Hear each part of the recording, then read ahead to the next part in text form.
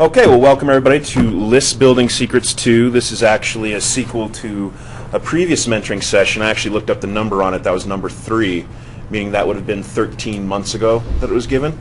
Since this is, actually, no, I'm sorry. Yeah, about 13 months, 14 months, something like that. So it's one of the earlier ones that I gave that I've redone, improved, and got some new information for you on. I wanted to start off by talking about basically what is list building, so we're kind of in the same arena here.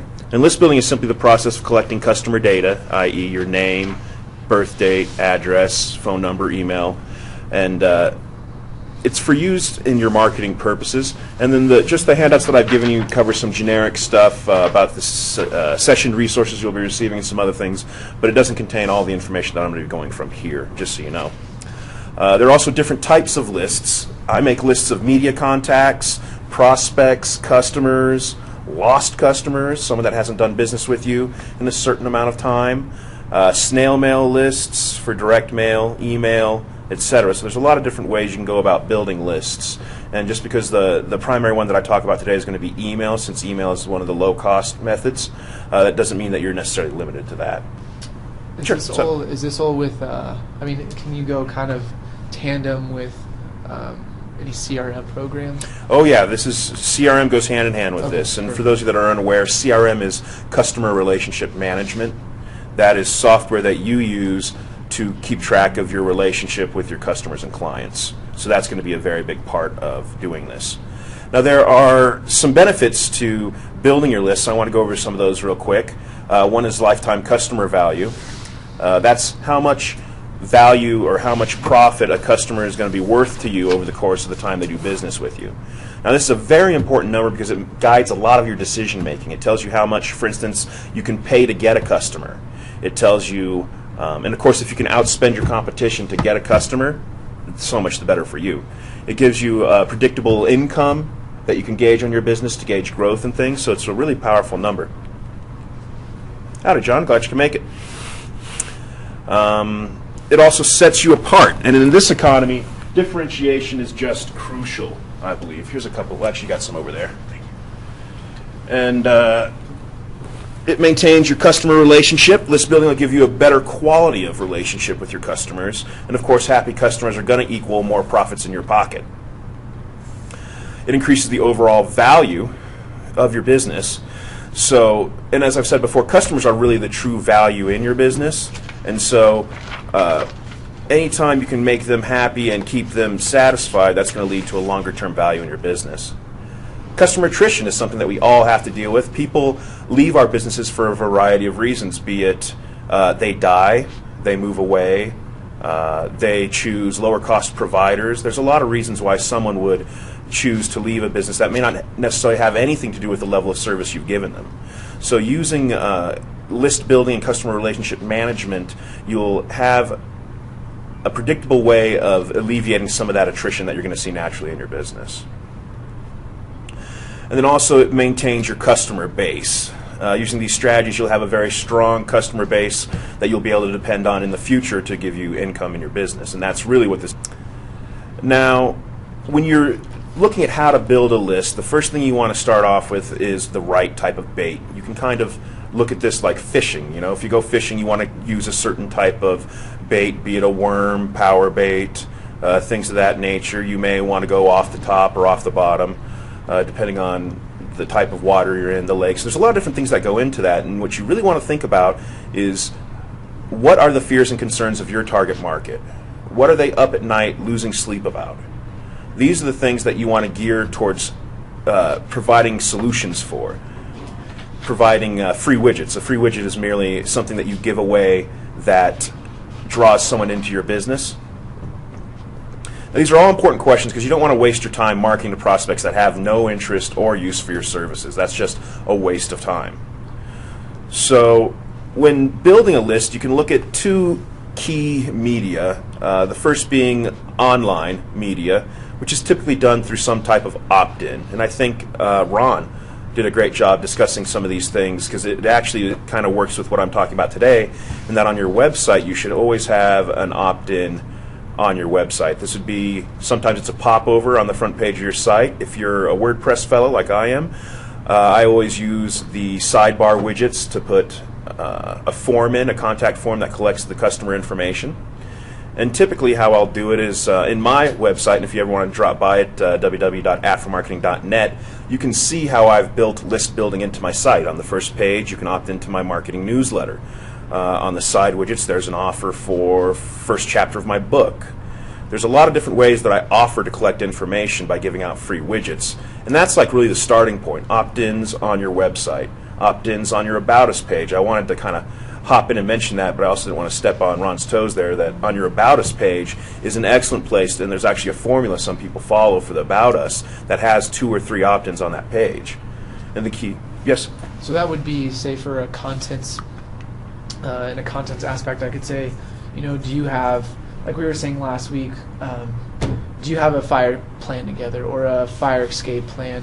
And then if you send me your email, I could then send you an optimal fire strategy or 7 tips to escape planning or something like that. That's what I'm talking about, exactly. Okay, same thing for you in your case, Mark. One thing you could do is, and I don't know if you do this now, but collecting the email address so that you can send them a picture of yourself so they know who's to expect, as well as a confirmation. Oh, yeah. And so that gives you a natural reason to collect their email. If you're saying, hey, I'm just going to go ahead and send you, you know, the standard information that I send before I arrive, you're already collecting that email address. And if you do it right on the form, you get their permission to send them other material on the form that they fill out as well.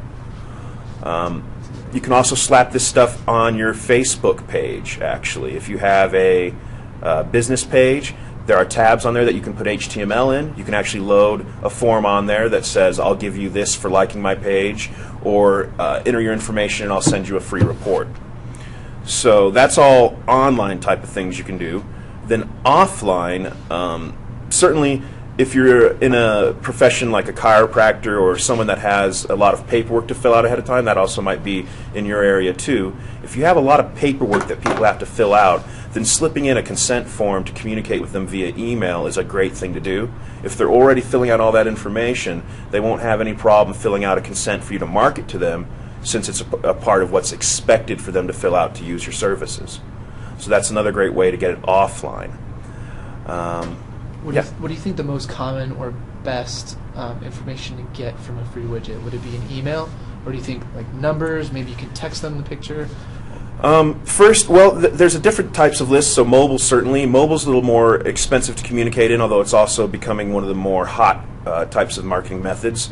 I would say email and first name are the bare minimum. Email and first name, because a lot of these strategies focus on email because it is low cost. It's not difficult to communicate that way. People are used to it. Getting as much information as possible, though, because if you collect date of birth, for instance, that may not seem valuable, but now you can send them birthdays cards or half birthday cards, because if a birthday card works, then why not reward them at a half birthday? It's just another reason to communicate with them, another fun way to do things.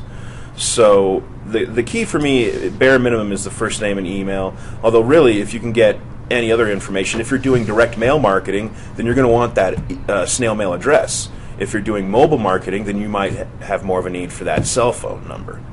But I'd say, and it depends on what you're getting the information to communicate with them for. If you want to call them before you show up, then you're going to need their phone number, obviously. But the first name and email is really the key ones here.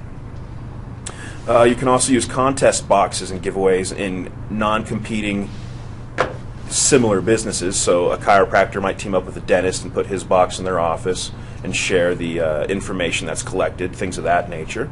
So there's a lot of different ways to build your list that you might not necessarily think of off the top of your head. But the key one is opt-ins on websites, on social media, on the internet. That's the biggest one, really. And that's the one that I use the most. The secret we want to consider here is that there's 3 tiers of your clients. You've got your tier 1 clients that are high profit customers. These are people that you make your money on. Your tier 2 clients are going to be low profit customers, people that bring money into your business but don't necessarily, they might be difficult to work with or cause you havoc or problems in your business in different ways. And then the third tier is no profit customers. These are people that are just a hassle, they're a pain in the ass, you don't want to deal with them. And so those are no-profit customers, and really you almost want to fire no-profit customers and get them out of your business. But the real secret, and you want to think about this in segmenting your list, is that you want to move these people up in the tiers. So if you can't fire a no-profit customer, then think about using your communication with them. How can you convert them to a low-profit customer? How can you move a low-profit customer into that high tier, that high-profit customer? And that's where segmenting your list based on the different profit margins that these people bring to you, that'll also tell you who you should focus more of your communication on. So maybe you're sending email out to your entire list, which I'd recommend, but maybe you only do direct mail to your top high-profit customers and save, the expense of sending a direct mail campaign to your entire list. Did you say like high and low, or is it high, middle, and low? How did you? High, low, and no. High, low, and no. Okay. Yeah, and basically the third tier, which is no-profit customers, we almost want to fire them because it's going to be difficult to convert them to a low-profit customer. And there's a lot of work to get them up to high-profit anyways. Right. Two questions. One would be, the first question is, with our business, a big thing, even sometimes when we make no or lose profit on a customer, sometimes when we give that customer that experience, they become some of our best referrals.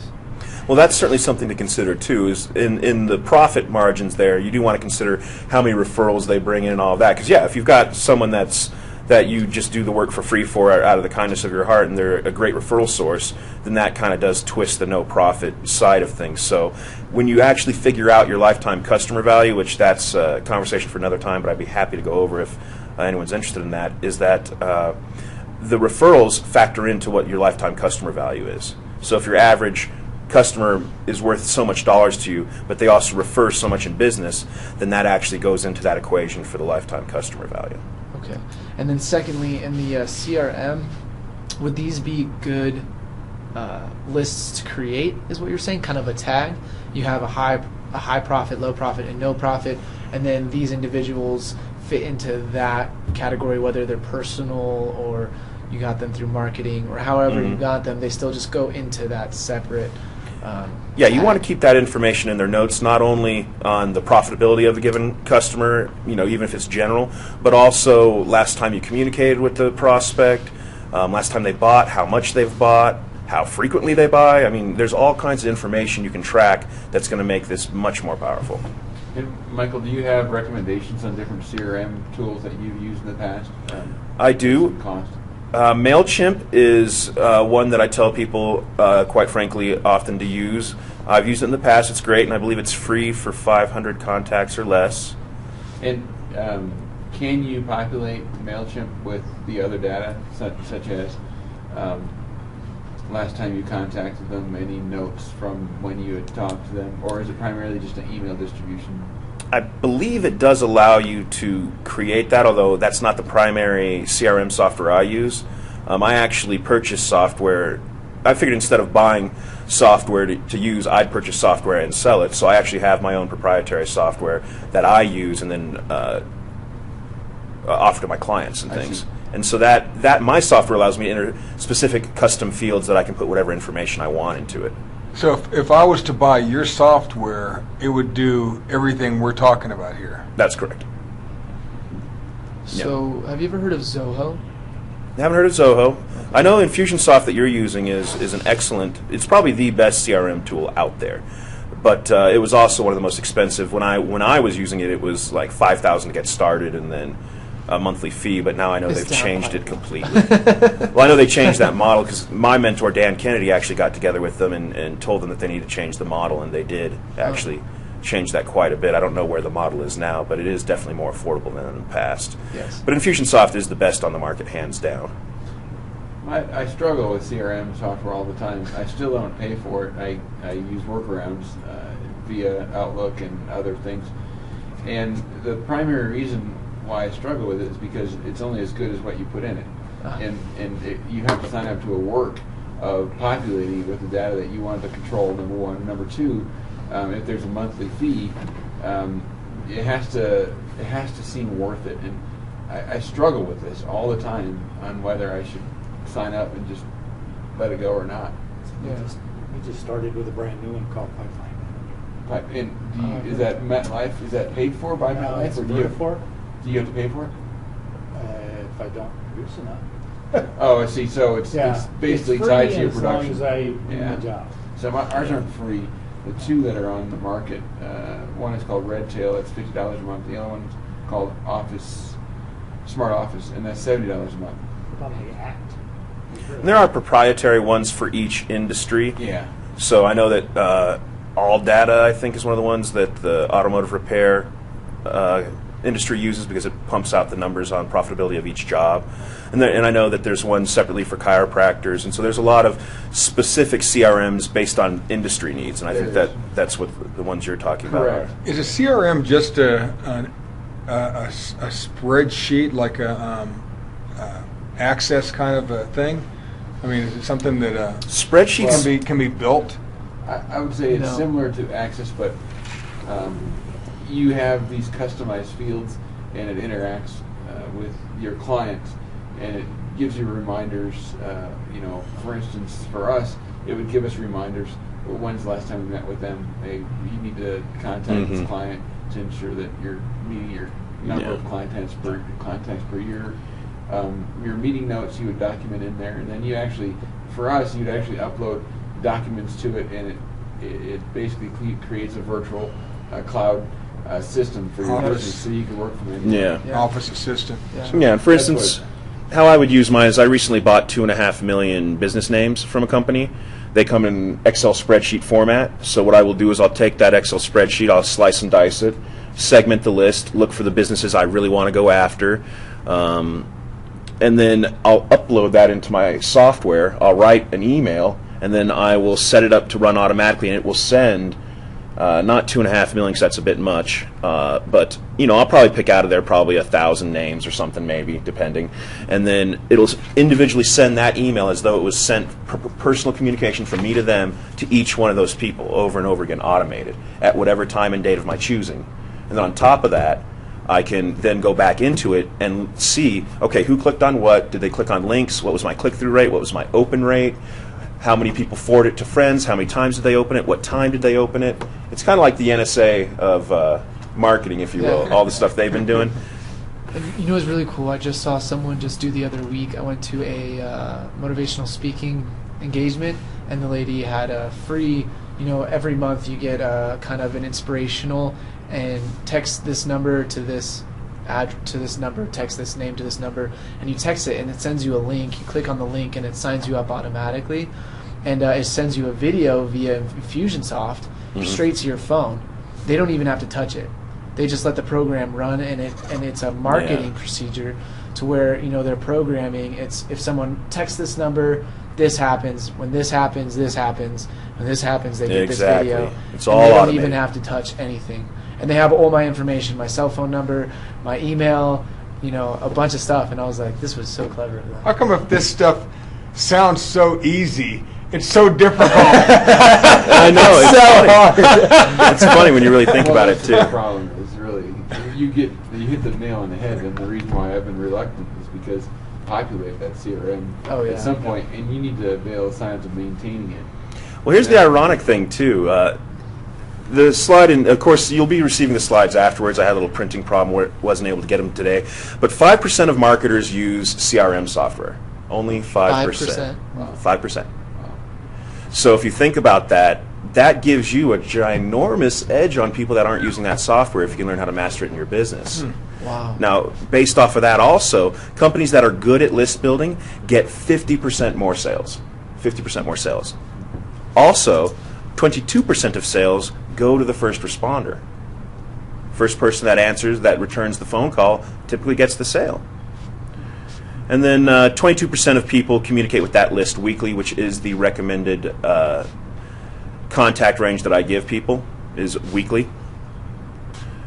And so that brings up a form in front of you there, the 52 times a year contact program, that 2-page deal that and the idea behind this principle is that you want to be touching your list at least once per week with good, useful, informative information. And then throughout that information, we're going to weave your sales message. So we're blurring the line between sales and relationship building here, essentially, so that they don't know which is which, really. And that's the best way to go about it. And many marketers will even contact, I have several marketers in my lists that contact me 3 times a week or more via mixed media. And so when we talk about this, it's not just email. It can be a postcard, it can be a phone call, a text, You really decide how you want to best manage things for your business, but that's really the best way to go about it, is touch them in multiple ways. Now, the 52 times a year contact program that I put in front of you there, the linchpin behind that is a newsletter sent out monthly, and then you can see the second week you might. And this is a great time to start instituting this in your business because we're in the holiday season. So you've got Thanksgiving next week. That's a great reason to start. If you haven't started emailing people, start on a holiday. It makes perfect sense to call or to wish people a happy Thanksgiving.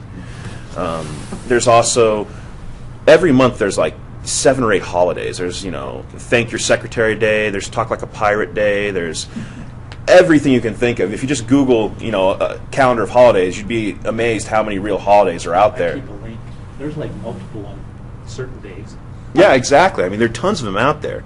And so you want to send out, maybe one week you got your newsletter, then you got your holiday communication, then a promotional email, then maybe some more useful information, then back to your newsletter, current events. And anytime you can tie into current events, which is kind of what the holidays do. But, for instance, that Miley Cyrus twerking thing was a big deal for a while there. That's a current event that you can tie into. The NSA spying, another current event. Toronto mayor. Yeah, the Toronto mayor. You're great at that. You know exactly what I'm talking about. And so that's where transactions with those customers are here. Far more profitable, too, because you spend the most money up front getting them in the business. So ultimately, what we're talking about here, though, is a buy or die mentality, essentially, that we're going to communicate with them as frequently as necessary, get them to either buy or until they die and you can't sell them anymore anyway. So that's just that. But that's really the attitude you want to take in communicating with these people. If people opt out, that's fine. People opt out all the time on my stuff. It doesn't bother me. In the beginning it did. I was like, I know this person. I met this person. Why? That's a rejection of me. No, it's not. It's not a rejection at all. The way I look at things now is the information I know I'm confident is good, valuable information I'm sending out. I don't push myself, so to speak, in that information the way many salespeople do. So I know that if people opt out of it for whatever reason, that's their issue and not mine. I send good information, and my retention rates on people unsubscribing from my emails is very low. So, some people are going to be unhappy no matter what you do.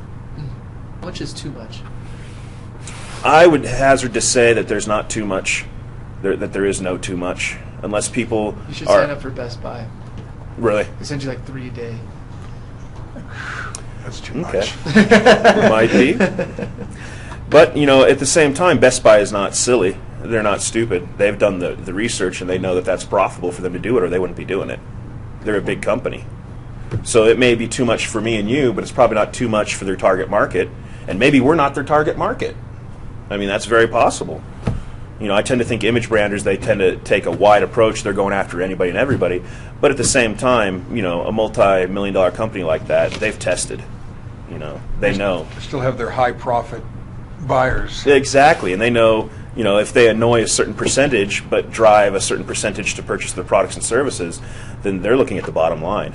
And that's really what we're talking about here. And, all of this is customized towards your target market, your people that you deal with, your ideal customer.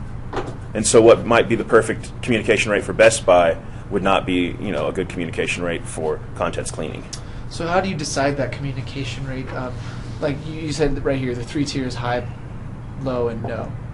Could you have another one that's, market, you can, you understand what I'm saying? The question However you want to structure your segmenting of your list is how it makes most sense to you. Because how you would structure your list doesn't make as much sense to me because I don't deal with clients in the same way and the same things that you do. Okay, I understand.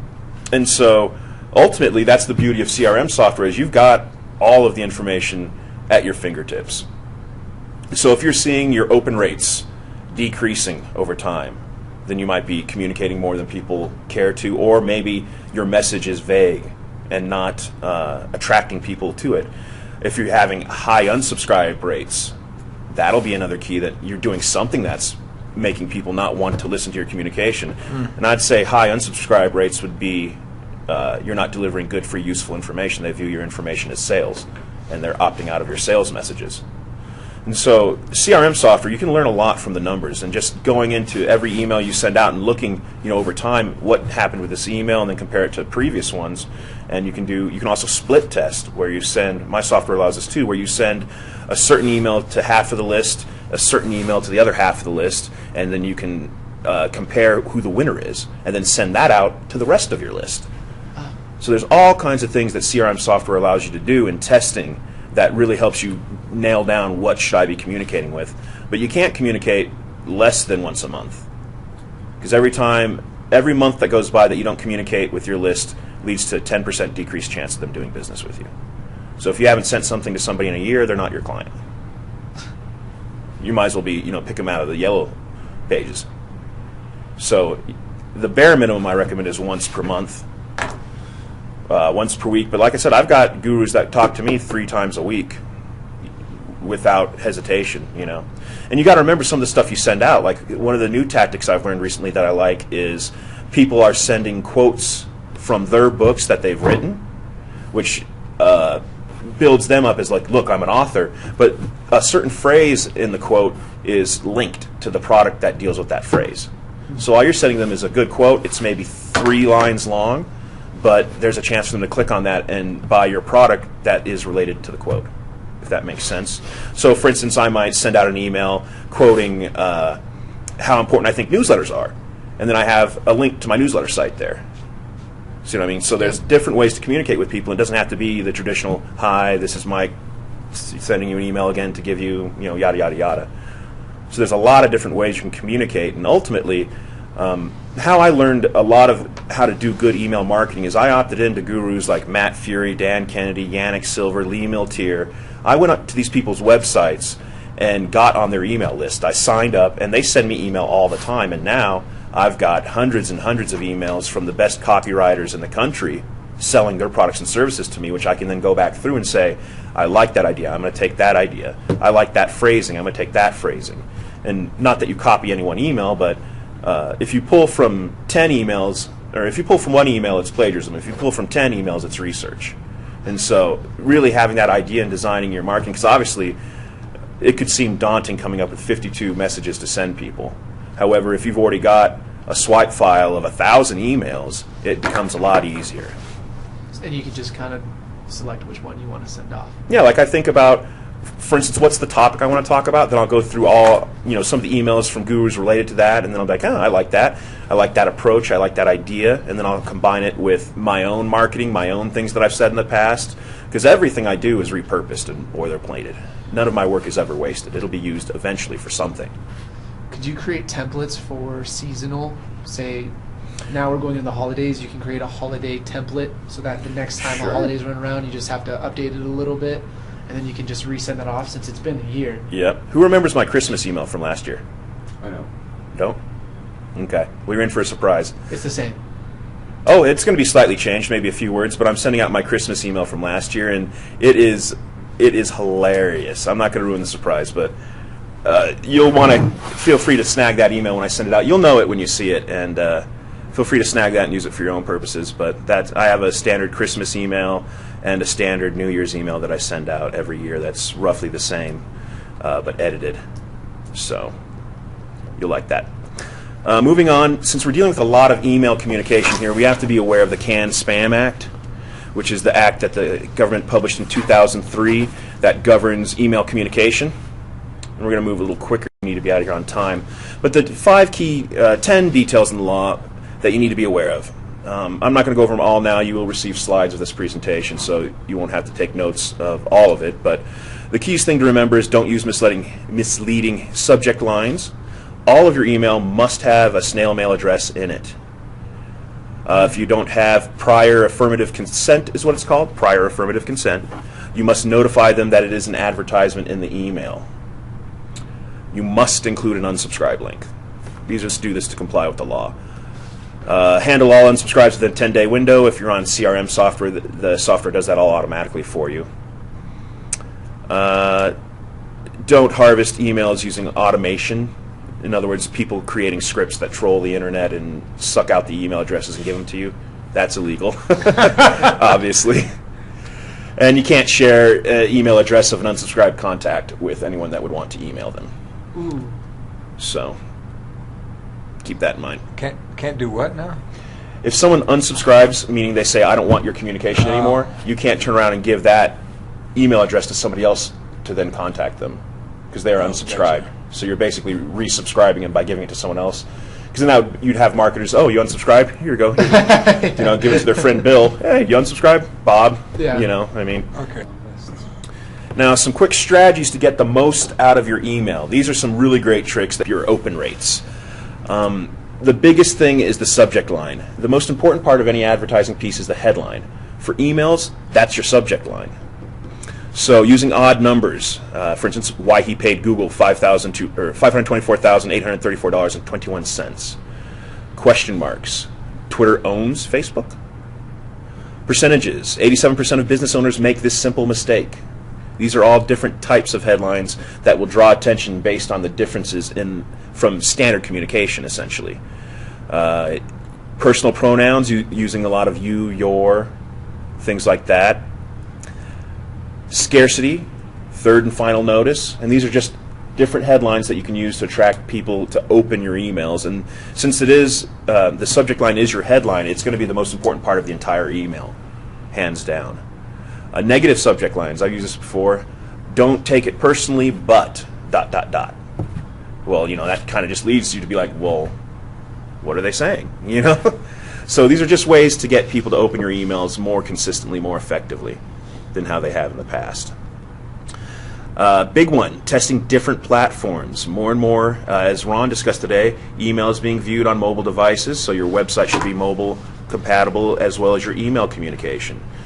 So test your email in different browsers like Internet Explorer, Chrome, Opera, Firefox, but also on mobile platforms as well. So you just say, like, I would just access my email via my phone? Yeah. Like send a test email to yourself. Most CRM software will let you send a test email. So send it to yourself and then open it on your phone, but then also open it on your PC in an Internet Explorer browser or in an Opera browser, because they will display differently based on, also on services. Gmail has a whole set of restrictions on how email is viewed that is different than Yahoo accounts. And so emails will appear different based on the account, based on the computer type, based on mobile or non. Yeah. There's a lot of emails when I get them in, the pictures are, you have to click on the box to take you to where the picture, it's horrible. Through Gmail. So Gmail restricts, I guess, photos.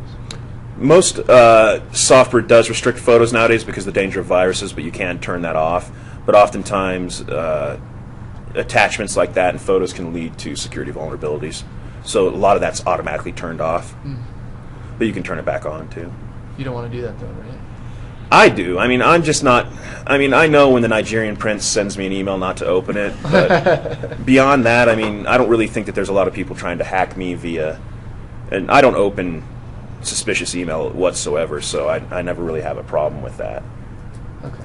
And I mean, I get sent a lot of junk email, but I mean, I know who to anticipate emailing me from. I'm not going to be receiving strange email from people I don't know. Sending at the right time. The quick and the short of this is that statistics show the best time to send your emails is between 8:30 and 3:30 p.m. at the ends and beginnings of that spectrum. So the closest to 8:30 you can be, their time zone, the better. Yep. Because what you're doing basically is you're avoiding the mail purge. People wake up in the morning, they purge out all that mail that they're not interested in, and you're coming in right after that, so you're at the top of their list with your communication, or they purge their email and then leave, which once again leaves you at the top towards the end of the day at 3:30. So those are the best times to send your emails, 8:30 or 3:30. Anywhere between that time frame, but the closest you are to that 8:30, 3:30 time frame, the better. How many people know about this? About that information? Because then... Not many people. I mean, if you're in marketing circles and pay attention to stuff like I do, or if you're attending this mentoring session, you do, but I mean, I didn't even know that until maybe a year ago. Is that same as Facebook then? You can probably... I don't think it's exact, but I think you could say that you're probably going to see an increase in usage during those times. I don't know that for sure, but it would make sense to me. Because I get from those guys, they say like 8 p.m. is the best time to send on Facebook. Well, you know, it could depend. I mean, you know, like I said, this statistic isn't for Facebook. It just generally seems to me to make sense that that's when people are on. But also social media is different, and what you use it for. Like, you won't catch me. I might be on Facebook, but you won't catch me posting at 10 o'clock at night on Facebook, just because I don't feel that is congruent with my image that I put forth on Facebook. Okay, I see. So it really depends on what. Selfies at 10 o'clock. Yeah, exactly. Exactly. That was great, selfies. So big mistakes word. to avoid. It is. I just found out about selfies. I've been seeing them all the time. I didn't realize that there actually was a word for them until actually just a day or two ago. I saw an article. The highest used word, new word in the English language over last year. Selfie? Cambridge. Originated from an Australian drunk guy. Yeah. Really? That's funny. Oh, yeah. Just Cambridge posted a University selfie. posted the newest word. The Are you second, serious? second most used word that it wasn't a word last year. It was twerking, actually. Yeah. Really? Now it's a word? No, it's I was about not to a say. word, but Now that's progress. It was the second most used. Wow. Selfie was the most. That's funny. That is the funny. new words that are created through social media are crazy. Well, it's definitely a very fast changing world that we live in today. Well, that's why it's hard to be relevant. You know, we talk about newsletters, and mail, and email, and you know, I wonder, you know, in 3 years from now or 5 years from now, how relevant those forms of communication really will be. Free email. Definitely. The thing about it, though, is the strategies are solid because these strategies have been used since before there was email. I mean, the direct response, which is a lot of what I teach, first came into usage in the 1500s. Catalogs in Medici, Italy, I believe. So, and the psychological principles that drive people to make decisions have been the same throughout time. And so those type of things, as long as you're focusing on the universal stuff that works, all you're doing it, because I've been doing this before there was social media, but now I've just adapted it to work on social media. So that's really what it's about, is looking at how you can make these strategies work in the new media that we're presented with. The processes change, but the overall idea never does. Exactly. You know, people are still motivated by loss, by fear, those things. So, but the big mistakes to avoid in your email, the key thing, the biggest one that I've always seen is not using stories in story selling. It's so very important to include stories in your email. Even if it's a story about driving down the road today and seeing all the car wrecks, people are going to identify with that. They're going to read into the story. They're going to be like, that happened to me too. I can't believe it. And so having a story in all of your emails is really a great thing to include. Forbes has an amazing article on that. Okay. Yeah. And once again, we're talking about blurring the line between selling and communicating, once again, by including stories. Also, the first sentence of your email should pop. It's like your second headline. It should be something that is instantly going to draw the reader in and not turn them off. So you don't want anything dull or not interesting in your first line of your email. Also, that will be displayed in a preview in Gmail. For instance, it'll show the email address and then the first line of the email. So if your first line in your email is click this link to view this in your browser, that's what they're seeing in their preview, and that does nothing to sell you. So you want to drop that one line beneath and have a line above it that says something interesting, so you can draw them in. But you'll be able to check those out a little later. Ultimately, the future health and growth of your business does depend on building a long-term relationship with your clients and customers. This will ensure that you have a steady income in your business, and so all of these strategies are geared towards future health of your business. So these strategies may not be may not lead to a tremendous increase in profits initially, but I can tell you the most valuable thing I've taken out of PepNet was not the referrals that I've gotten, which those have led to 2,000% return on investment for a year. I mean, that's big money, you know. But the most value has come is that I search out the new people every time in PepNet, and as long as I can get a chance to say hi and talk to them about their business, collect a card, then that card goes into my email, and I can tell you I've gotten hundreds of names out of that group. If you think about it, 52 meetings a year, roughly 50. And we have, you know, at least 1 or 2 new people per meeting, bare minimum. You're talking 50 to 100 names added in for doing nothing but coming over and shaking someone's hand and putting an email address down. Now, on top of that, I mean, what I tell people is I've got some great free information I'd like to send you, and typically they have no problem with that. And so I'll send them what I call a fat pack, which is actually an email that's designed to it'll have a free report in it. It'll have testimonials from me.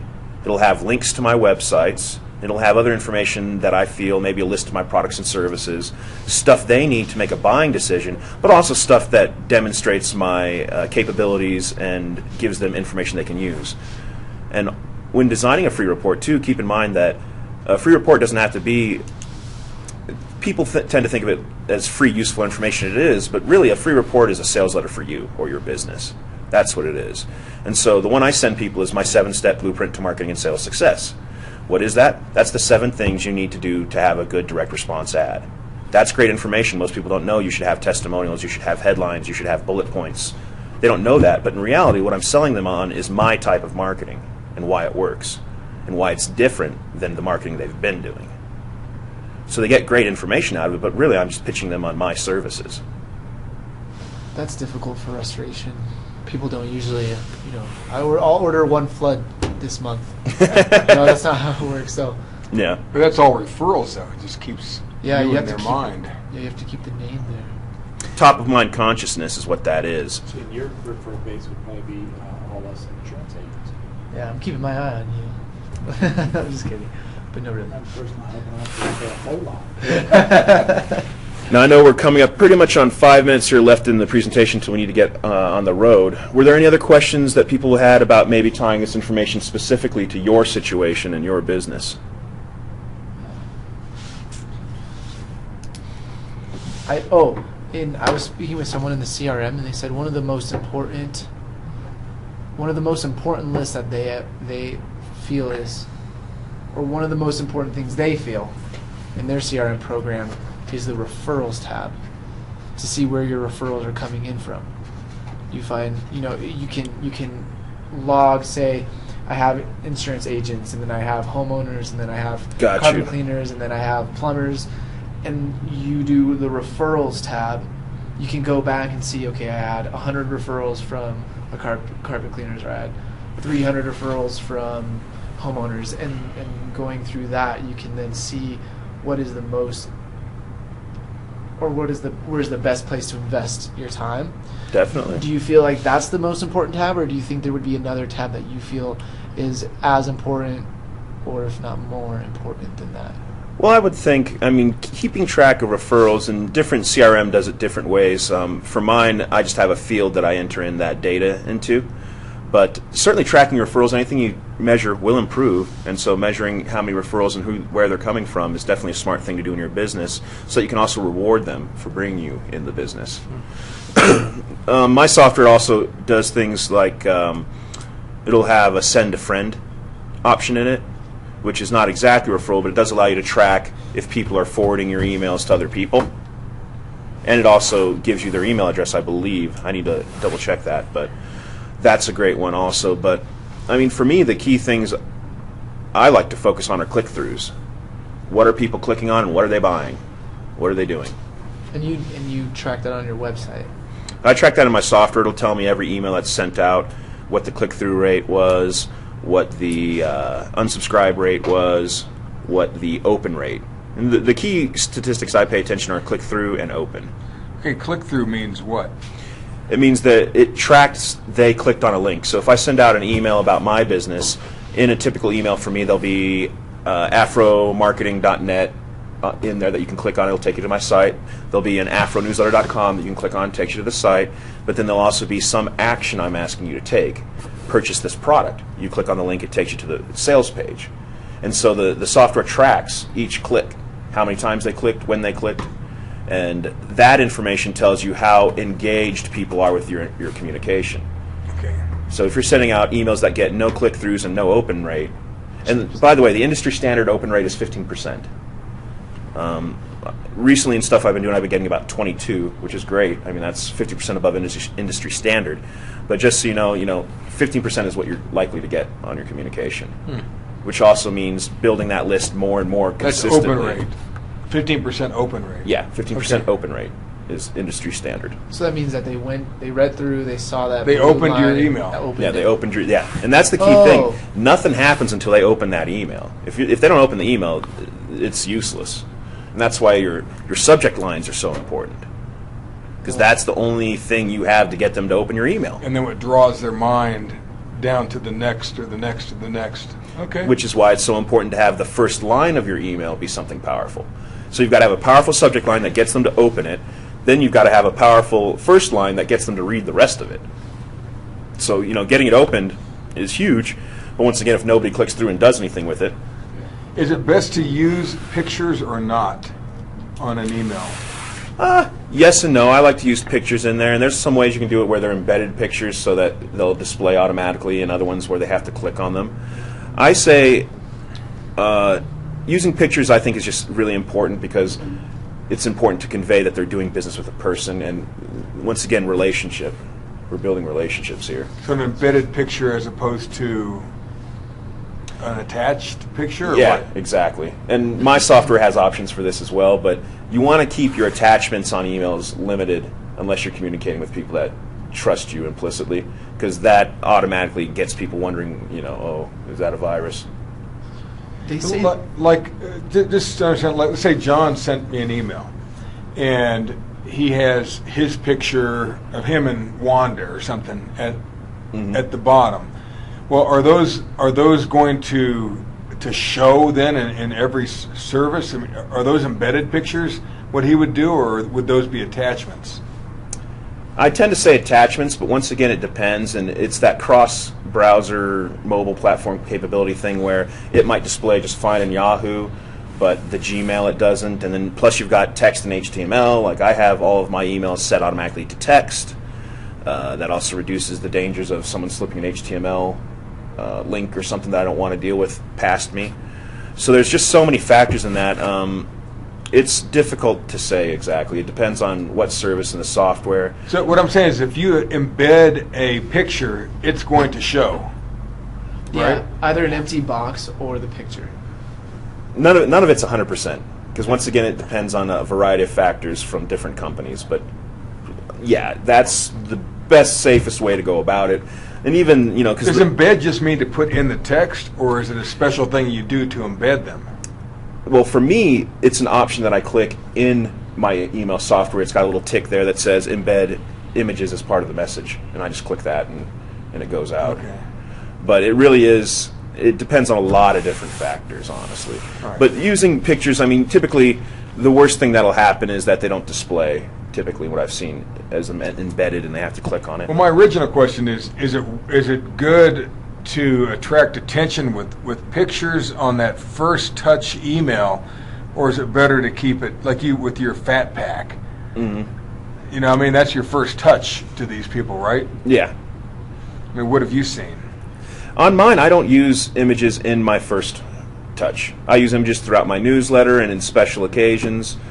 But yeah, in my first touch, it's text with no attachments. I specifically, and this may go beyond some of people's skills, but I actually put my whatever I want to give them, I put on my web server so that it's not an attachment, it's a link. They click on the link and they can download it.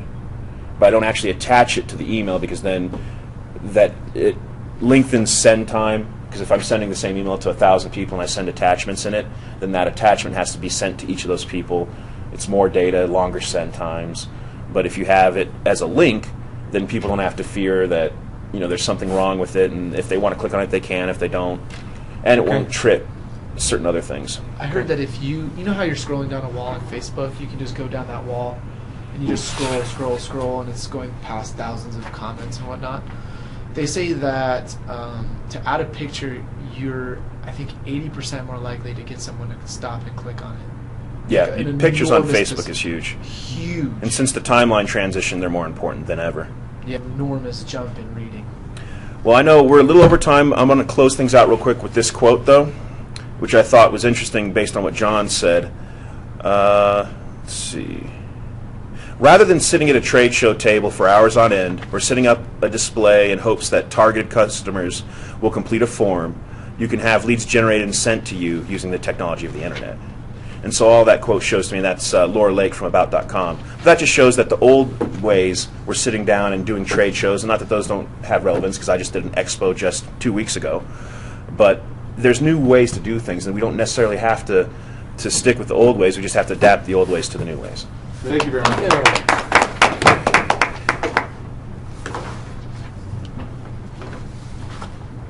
Absolutely. Thank you, Mark. I appreciate Good that. questions you asked, too, there. We'll see you in a little bit, maybe. I'll go back to